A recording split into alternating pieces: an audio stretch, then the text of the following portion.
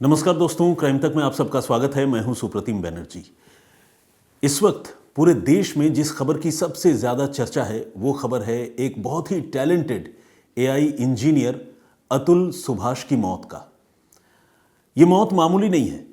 अतुल सुभाष ने खुद ही दुनिया छोड़ी है और खुद ही उन्होंने अपने आप को ख़त्म कर लिया है। लेकिन आखिर उन्होंने ऐसा क्यों किया और ऐसा करने के पीछे उनकी क्या मजबूरी रही, ये सारे सवाल अभी मुंह बाए सामने खड़े हैं। और ये वो सवाल हैं जिन सवालों से हम भाग नहीं सकते। इन सवालों को एड्रेस करना, उन सवालों को सुनना, समझना और दोबारा किसी को अतुल सुभाष की तरह खुद को ख़त्म न करना पड़े, इसके लिए हम सबको बात करना, एक दूसरे से बातचीत करना, चर्चा करना, मशवरा करना बेहद ज़रूरी है। तो आज अतुल सुभाष, उन्हीं एआई इंजीनियर की मौत के मामले पर मैं आपसे बात करने के लिए हाजिर हुआ हूँ। कोई ऐसी क्राइम इन्वेस्टिगेशन की स्टोरी तो नहीं है जिसमें कोई ब्लाइंड मर्डर हुआ हो और पुलिस कड़ी दर कड़ी जोड़कर उस मामले को सुलझाने में कामयाब हुई हो। लेकिन आज की जो कहानी है वो अपने आप में एक ओपन एंड शट केस है। एक ऐसा केस जिसमें कब तक अतुल को इंसाफ मिलता भी है या नहीं, ये आने वाले दिनों में देखने वाली बात होगी। और एक ऐसा केस जो शायद अपने पहले ही दिन से शीशे की तरह साफ है, उस तरह के केस में जस्टिस मिलने में आखिर कितना देर लगता है, ये भी देखने और समझने की बात है। लेकिन ये जो अतुल सुभाष की कहानी है, उस कहानी को आपने क्राइम तक में हमारे अलग अलग कलीग्स की ज़ुबानी ज़रूर सुनी होगी और साथ ही उससे रिलेटेड कुछ स्टोरीज, कुछ पैकेजेस भी देखे होंगे। आज मैं आपको ये बताऊंगा कि आखिर अतुल सुभाष ने खुद को ख़त्म करने से पहले इस मामले में अपने महज 4.5 साल के छोटे से बेटे को भी क्यों एक तरह से जिम्मेदार ठहरा दिया। क्यों अतुल सुभाष ने यह कहा कि मेरा बेटा भी मुझे एक्सटॉर्ट कर रहा है, यानी मुझसे जबरन वसूली करने की कोशिश कर रहा है। और क्यों मेरे बेटे की तरह बहुत सारे छोटे छोटे बच्चे, मासूम बेटे बेटियां, वो अपने पिताओं की मौत की वजह बनते हैं, यानी एक तरह से पितृहंता जिसे कहते हैं संस्कृत में, वो टैग उन बच्चों पर चिपक जाता है। ऐसा क्यों होता है? तो ये अपने आप में बहुत ही कचोटने वाली कहानी है, जिस कहानी को सुनना समझना बहुत ज़रूरी है। तो सबसे पहले तो मैं आपको अतुल सुभाष के इस पूरे मामले के बारे में आपको बताऊं। अतुल सुभाष मूल रूप से बिहार के समस्तीपुर के रहने वाले थे और उनकी शादी जौनपुर के एक परिवार में हुई थी। और ये शादी जो है एक मैट्रिमोनियल वेबसाइट के ज़रिए हुई थी, जिसमें दोनों परिवारों ने एक दूसरे को और लड़का लड़की ने एक दूसरे को पसंद किया था। उसके बाद वो विवाह के बंधन में बंध गए थे। तो एक तरफ अतुल सुभाष थे और दूसरी तरफ उनकी पत्नी थी निकिता सिंघानिया। निकिता सिंघानिया भी काफ़ी पढ़ी लिखी हैं और एक बीपीओ में काम करती थी। और अतुल जो है वो बेंगलुरु में रहकर एक कंपनी में काम करते हैं और एआई के एक्सपर्ट हैं, एआई इंजीनियर हैं। जिस तरह से खुद अतुल ने अपने बयान में ये दावा किया है कि वो बहुत ही मेरिटोरियस और टैलेंटेड है, खुद अपने बारे में उन्होंने बताया है बहुत पीड़ा के साथ, बहुत तकलीफ़ के साथ, कि खुद को ख़त्म करने से पहले उन्होंने अपने बारे में बताया कि मैं बहुत ही अपने दूसरे कलीग्स के मुकाबले अपने फील्ड में काफ़ी एक्सपर्ट हूं, जिस वजह से मैं जिस एज में जिस मुकाम पर हूं, इस तरह के पोजीशन और मुकाम पर बहुत सारे लोग इतनी आसानी से पहुंच नहीं पाते।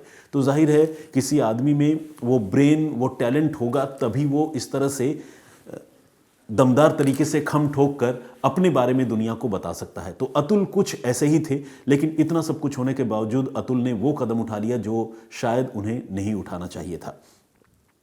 अतुल और निकिता के बीच शादी के कुछ समय बाद विवाद की शुरुआत हो गई। अतुल और निकिता का ये विवाद धीरे धीरे इतना बढ़ा कि इस विवाद में निकिता के घर के लोग, खासकर निकिता की माँ जिनका नाम निशा सिंघानिया है, निकिता का भाई अनुराग सिंघानिया उर्फ पीयूष सिंघानिया और निकिता के चाचा सुशील सिंघानिया, ये भी शामिल हो गए। और इन सारे लोगों ने कथित तौर पर अपने ही दामाद अतुल को डराना, धमकाना, एक्सटॉर्ट करना शुरू कर दिया और अतुल पर ताबड़तोड़ मुकदमे दर्ज किए जाने लगे। आपको जानकर हैरानी होगी कि एक एआई इंजीनियर जो बेंगलुरु के एक बड़ी कंपनी में काम करता है, वेल सेटल्ड है, फैमिली डिस्प्यूट में फंसा और ऐसा फंसा कि उसके खिलाफ ससुराल वालों ने एक बार आईपीसी की दफ़ा 302 के तहत कत्ल का मुकदमा ही दर्ज करा दिया। बाद में खुद अतुल की पत्नी निशा ने कथित तौर पर यह माना कि वो जिस मौत के इल्ज़ाम में कत्ल का मुकदमा दर्ज हुआ था वो मौत जो है वो नॉर्मल डेथ था, कत्ल का मामला नहीं था। और इसके अलावा दूसरे मुकदमे जिसमें डोमेस्टिक वायलेंस की बात और रेप की बात, फिजिकली अब्यूज़ करने की बात, डराने धमकाने की बात, तमाम तरह के इल्ज़ाम, दहेज के लिए परेशान करने की बात, इस तरह से कम 8 से 9 मुकदमे अतुल पर दर्ज किए गए।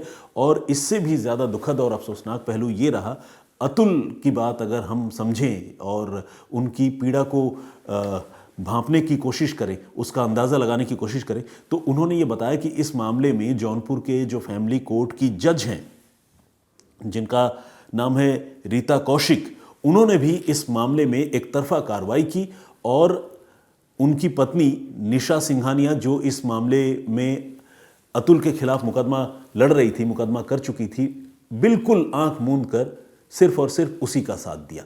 यहां तक कि अतुल ने यह भी इल्ज़ाम लगाए कि रीता कौशिक ने उससे खुद 5 लाख रुपए मांगे इस मामले को सेटल कराने के लिए, और रीता की तरफ से उसके पेशकार भी पैसे मांगते रहे, जिसका नाम माधव है, और माधव दूसरे लोगों से रीता की मौजूदगी में, जज की मौजूदगी में पैसे लेता था और रीता कौशिक सब कुछ देखकर भी अनदेखा करती थी।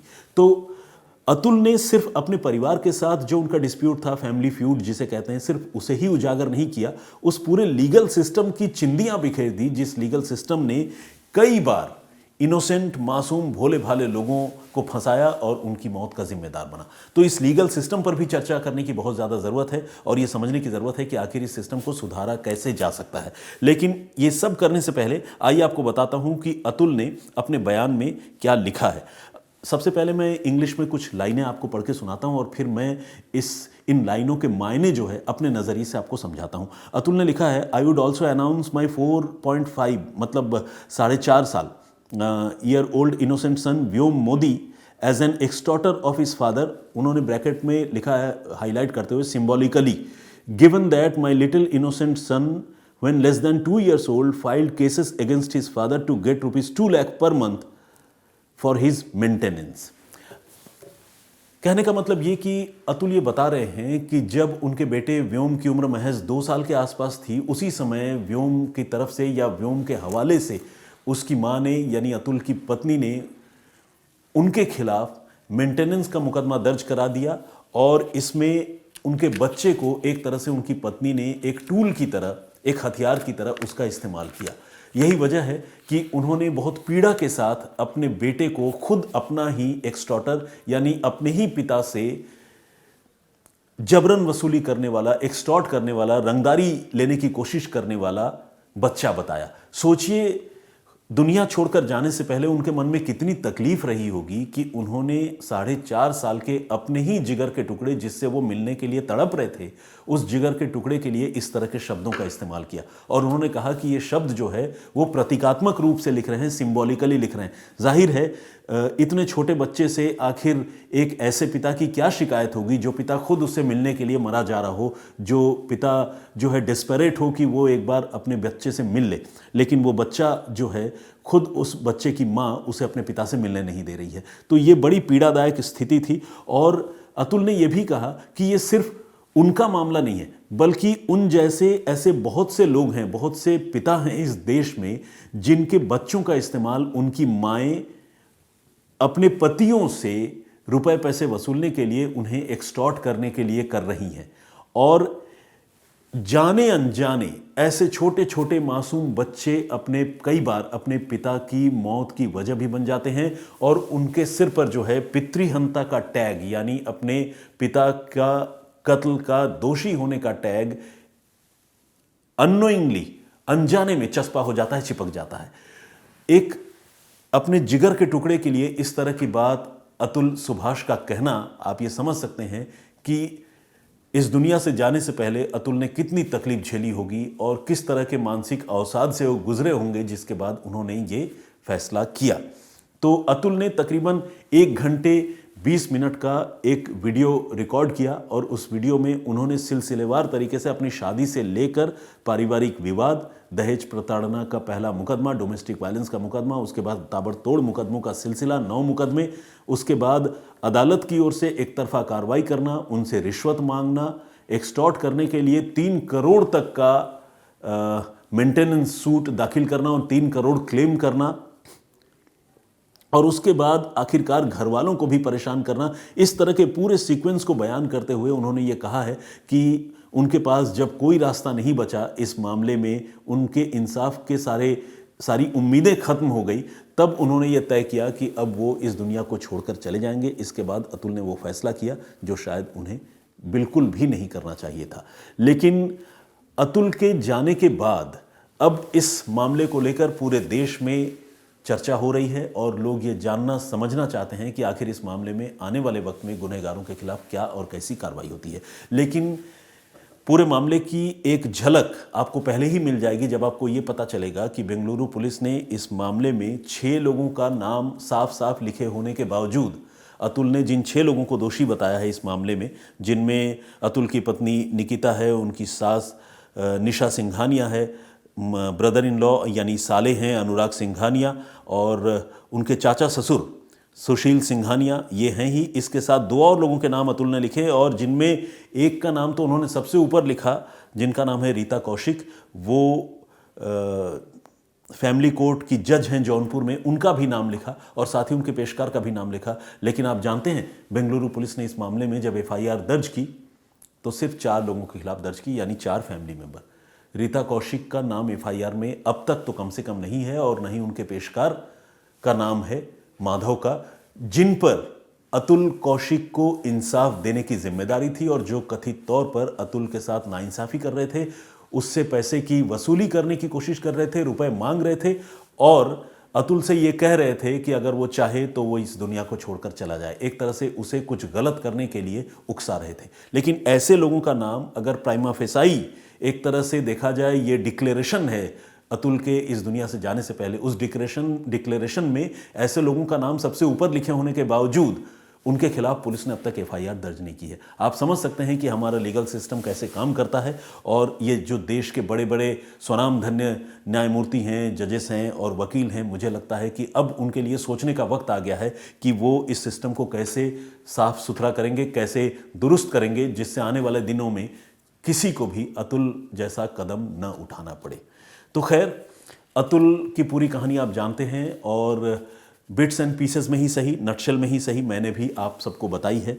और ये भी आपको बताया है कि किस तरह से एक पिता को अपने ही बच्चे के लिए जो है इस तरह के शब्दों का इस्तेमाल करना पड़ा, जिसमें उन्होंने अपने छोटे से बच्चे जो महज 4.5 साल का है, उस बच्चे के लिए ये कहा कि उनका बच्चा भी कहीं ना कहीं अपनी माँ की शह पर जाने अनजाने उनको एक्सटॉर्ट कर रहा है, उनसे वसूली करने की कोशिश कर रहा है। और ये बात उन्होंने, जैसा कि मैंने पहले भी बताया, बहुत सिंबॉलिकली कही है, प्रतीकात्मक रूप से कही है। जाहिर है बच्चे से उन्हें कोई शिकायत नहीं है, लेकिन बच्चे को जिस तरह से एक मोहरे की तरह इस्तेमाल किया गया और बच्चे की माँ ने अपने बेटे को अपने ही पापा के खिलाफ एक मोहरे की तरह यूज़ किया, उस पर उन्होंने अपनी पीड़ा जाहिर की।